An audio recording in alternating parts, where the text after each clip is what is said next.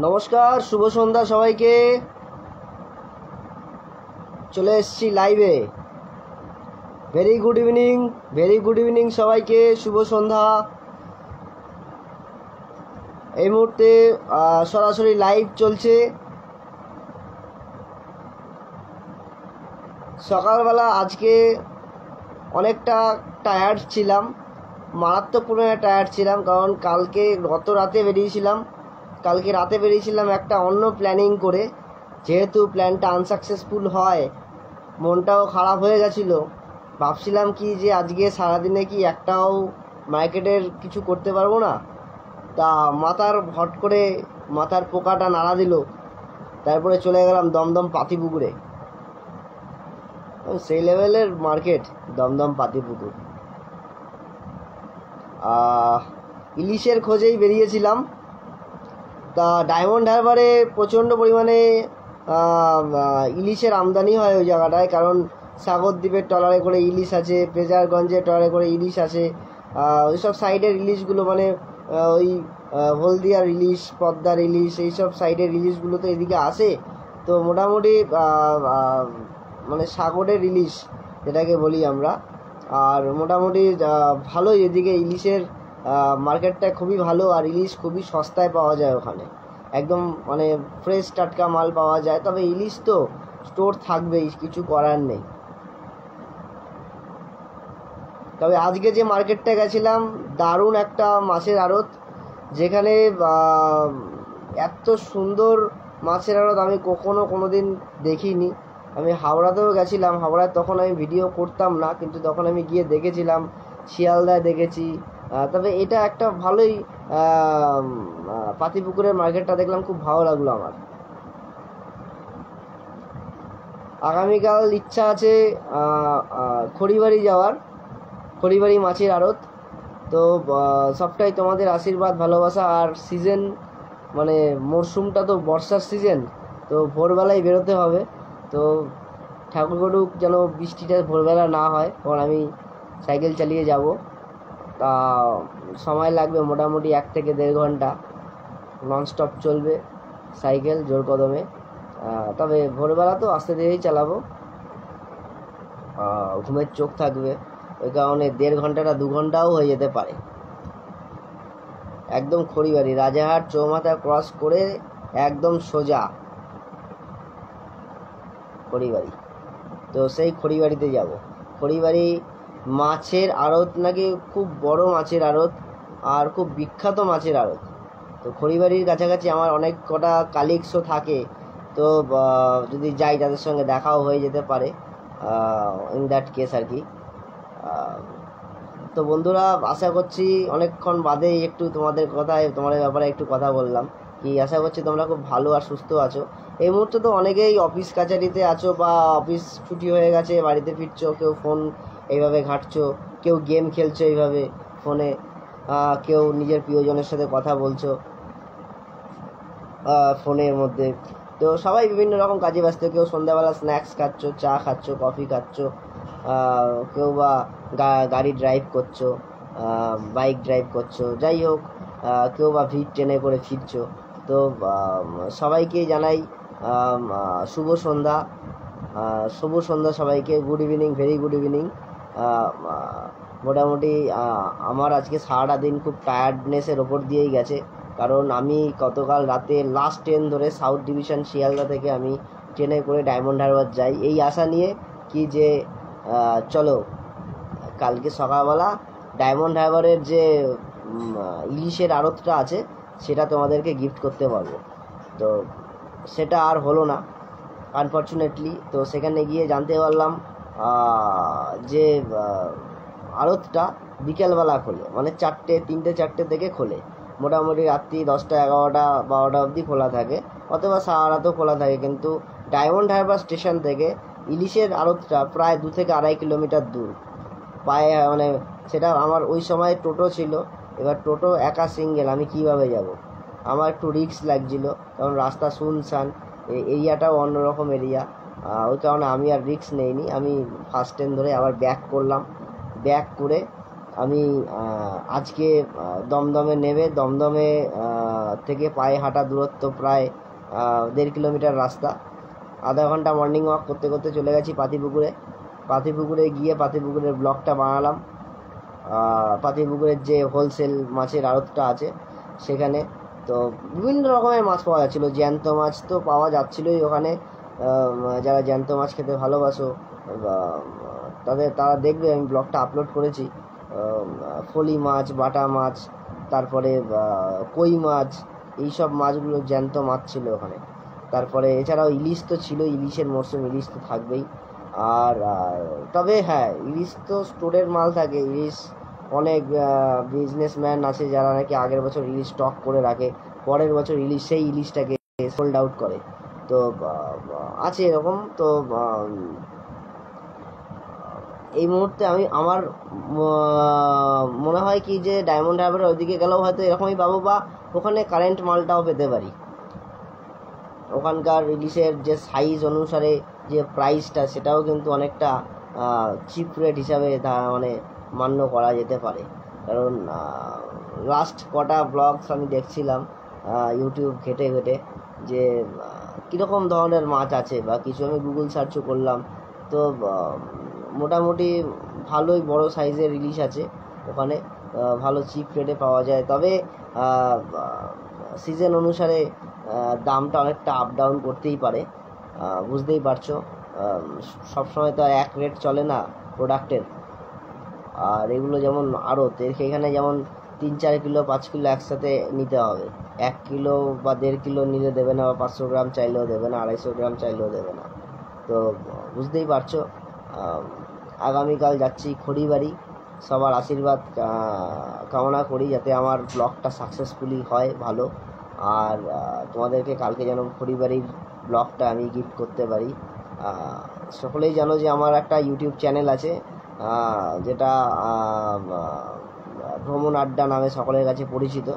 আর ভ্রমণ আড্ডার সমস্ত ব্লগস থেকে শুরু করে সমস্ত রিলস, শর্টস আমি কিন্তু এই ফেসবুক পেজ প্রসূন পালে আপলোড করি, বা প্রসূন পাল পেজে যে সমস্ত ভিডিওসগুলো আমি আপলোড করি সেইগুলো কিন্তু আমি ইউটিউবেও আপলোড করি, ইউটিউব চ্যানেলে। তো কাইন্ডলি সবাই সাথে থেকো, পাশে থেকো। বেশিক্ষণ এই লাইফ আমি আগাবো না, যতটুকু দরকার আমি ততটুকু লাইফে আমি আমার স্পিচ দেব। কারণ ওই লাইভে এসে ওয়েট করব কখন মানুষ জয়েন হবে, তখন আমি কথা বলবো। এতে মানুষেরও সময় নষ্ট, আমারও সময় নষ্ট। ওই কারণে ওই জিনিসগুলো আমার ঠিক পছন্দ হয় না। কি লাইট, ক্যামেরা, অ্যাকশান, তারপরে সব স্টেজে দাঁড়িয়েছি, লোকজন জড়া হবে, তারপরে আমি গল্প করবো, সেরকম কোনো কিছু নয়। তো তোমরা ব্লগসগুলো দেখো, তোমাদের খুব ভালো লাগবে, খুব এনজয় পাবে। আর কোনো এক সময় যদি ফ্রি টাইম পাও, আমরা তো অনেক ছোটোবেলায় বাজারে যেতাম। কেউ দাদু ঠাকুমার হাত ধরে বাজারে গেছি, কাকু জেঠুর হাত ধরে বাজারে গেছি। কোনো সময় বাবার সঙ্গে করে হ্যালো হাই, তো কোনো সময় বাবার হাত ধরেও আমরা বাজারে গেছি। তো বাবার সঙ্গে সাইকেলে করেও বাজারে গেছি। তো আমি তোমাদেরকে রিকোয়েস্ট করবো, তোমরা মাছের আড়তে আসো, মাছের আড়তে ঘোরো। মাছ যে কিনতেই হবে এমন কোনো কথা নেই। তো মাছের আড়তটা কেমন হয়, অনেকে মাছের গন্ধের জন্য যেতে চায় না। আর বিশ্বাস করো, মাছের সেরকম কোনো গন্ধ আমি ফিল করতে পারিনি।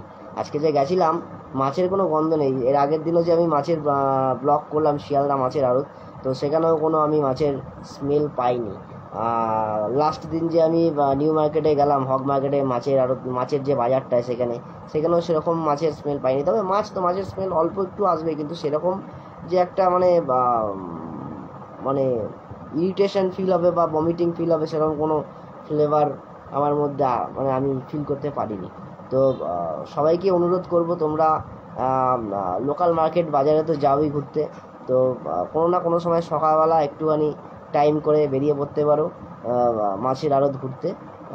এটাও একটা অন্যরকম ঘোরার জায়গা, দেখার জায়গা, বোঝার জায়গা, মাছকে চেনার জায়গা। আমিও এখন অনেক ধরনের মাছ চিনি না। তো যারা মাছ চেনো বা যারা মাছ ভালোবাসো, যারা মাছ খেতে ভালোবাসো, তারা কিন্তু অতি অবশ্যই একবার হলেও সেই জায়গাটায় যাবে, আমি এটা আশা রাখবো।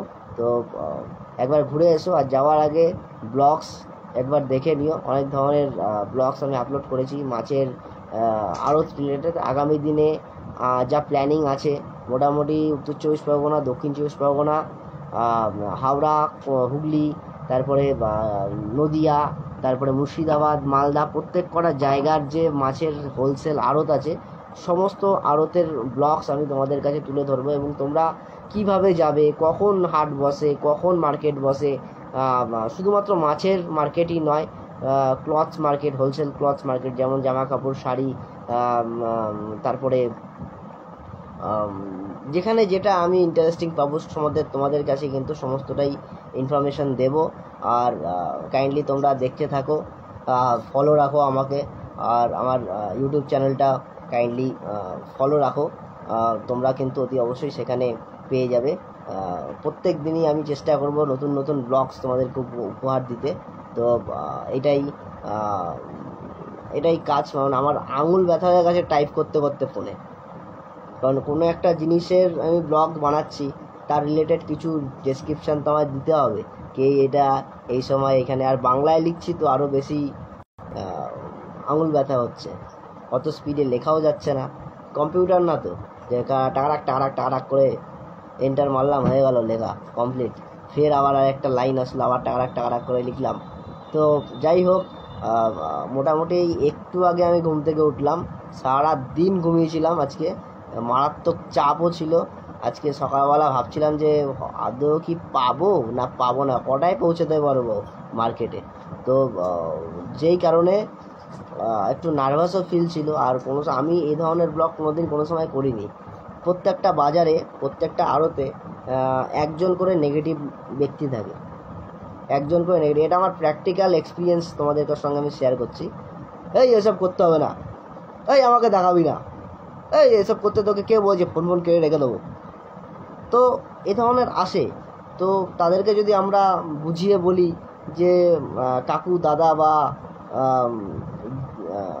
ভাই, যে আমি এই ভিডিওটা বানাচ্ছি, এই ভিডিওর মাধ্যমে এখানকার প্রচার হচ্ছে, এখানকার প্রচার হলে এখানে মানুষ কিন্তু আরও বেশি আসবে, এখানে ভিড় আরও উপড়ে পড়বে।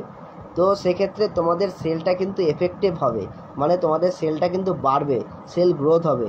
তো তোমাদেরই ভালোর জন্য আমি ভিডিও বানাচ্ছি, আমি কোনো প্রেসের চ্যানেল নয় কি তোমাদের বদনাম করব, তোমাদের মাছ খারাপ এইসব বলবো। তো আমার তোমাদেরকে ভালো যখন করতে পারবো না, খারাপ বলার কোনো রকম ইচ্ছা আমার নেই। তো যাই হোক, এইভাবে হাসি মজাক করে আর কি সবার সঙ্গে ব্যাপারটা ম্যানেজ করতে হয়।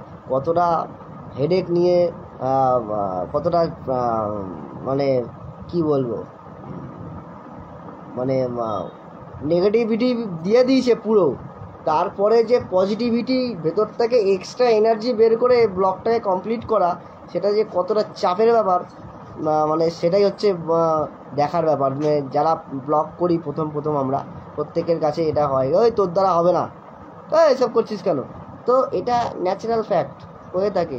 Ultimately last of the moment যখন সে সেই জায়গাটা থেকে সাকসেস পায়, তখন কিন্তু মনে থেকে যায়, হ্যাঁ এটা ও করেছিল, বা যে করেছিল সে ভাবে যে আমি একদিন এই জিনিসটা মানে এই স্টেপটা পার করে এসছিলাম।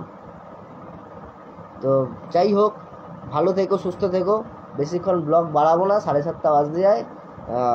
শুভরাত্রি এই মুহূর্তে সবাইকে জানিয়ে দিচ্ছি, কারণ আমি আর আজকের মতো লাইভে বা ব্লগে কিছুতেই আসবো না। অনেক কাজ আছে এডিটিংয়ের, সেই সবগুলো কমপ্লিট করব। কিছু প্ল্যানিং আছে কালকের পর থেকে, কোন রুটে কিভাবে যাতায়াত করব, কোন রুটে ঢুকবো, কোন রুট দিয়ে বেরোবো, তো কোন জায়গাগুলো কাছে পড়বে, সেগুলো সমস্ত প্ল্যানিং করতে হচ্ছে। তো যাই হোক, সাথে থেকো, পাশে থেকো, সাপোর্ট করো আমাকে, যাতে আমি আগামী দিনে আরও বেশি বেশি ব্লগস তোমাদেরকে উপহার দিতে পারি। নিজের পার্সোনাল লাইফ থেকে শুরু করে নিজের রাস্তাঘাটে যদি কোনো লোকাল মার্কেট পাই, বা পাইকারি মার্কেট পাই, বা ফুড ব্লগস হতে পারে যে কোনো। আমি ধরো কোনো একটা জায়গায় গেলাম, সেখানে ভালো ভালো খাবার বিক্রি হচ্ছে, ইন্টারেস্টিং খাবার, তো সেটারও ব্লগস তোমাদেরকে আমি যাতে উপহার দিতে পারি। তো এটাই হচ্ছে বড় ব্যাপার। তো চলো, টাটা। সব কিছুর মধ্যেই একটা খাটনি থাকে, আর প্রত্যেক কটা জিনিসই হচ্ছে কাজের মধ্যে পড়ে, এটাও একটা কাজ। তো আলটিমেটলি বেকার বলে আমি নেই, তো কাজকর্ম করছি, তো চালিয়ে যাচ্ছি আর কি। চলো টাটা, শুভরাত্রি সবাইকে, গুড নাইট।